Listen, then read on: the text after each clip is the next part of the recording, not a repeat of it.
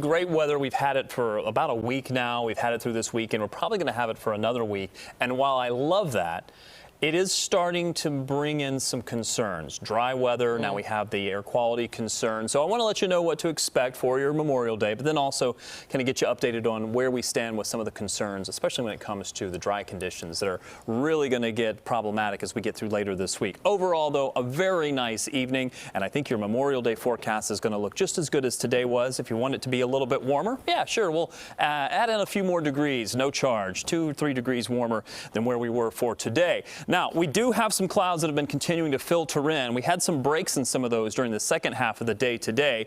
That's why we were able to see a little bit more sunshine. But notice all of this moisture is just not able to make it into parts of the Midwest. And the reason why is it's just too dry.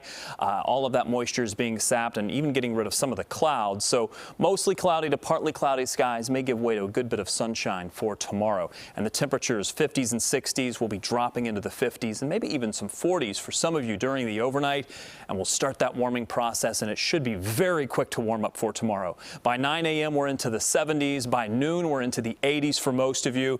But of course, as I've been saying for what seems like now 2 days, 3 days now, east winds, northeast winds off of the lake means it's going to be a little cooler along the lakefront, and partly cloudy skies will continue into the afternoon. High temperatures away from the lake should be able to get into the mid 80s. Meanwhile, 60s and 70s along the immediate lakefront.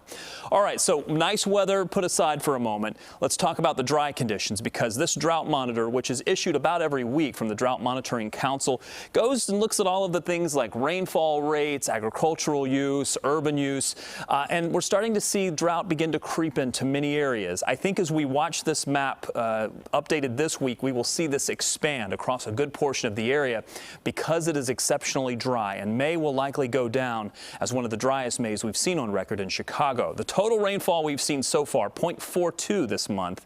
You compare that to a normal May rain. What I mean by that is normalizing the amount that you've seen over the last 30 years, and 4.49 is where we should be, or at least for the end of the month, and we're likely not going to receive any rain by the end of the month. Only one year over the last 150 had a May that was drier than that. That was back in 1992, and I believe the number was 0.30 is what they had. So this is exceptionally dry. Is there any rain in the forecast? Well, certainly not for your Memorial Day. Again, good news for your plans outdoors, not good news because we could desperately use the rain. There is a little bit of hope here, although I'm not going to bite on it just yet. Some of the models spitting out a couple of isolated showers on Tuesday. I think it's too dry, although we will have a good bit of heat to fuel some of those storms. I just don't know that we'll have the humidity or the moisture in place. It's 80s all the way across the board. We continue tacking on degrees as we get through Thursday, mid 80s, and partly cloudy skies will continue. I'm not putting a rain chance in for Tuesday just yet, but I've got mostly cloudy skies, and we'll cross our fingers that we'll maybe be able to squeeze out a couple of raindrops here and there. Good for the gardens and the farmers. Thanks, Rob.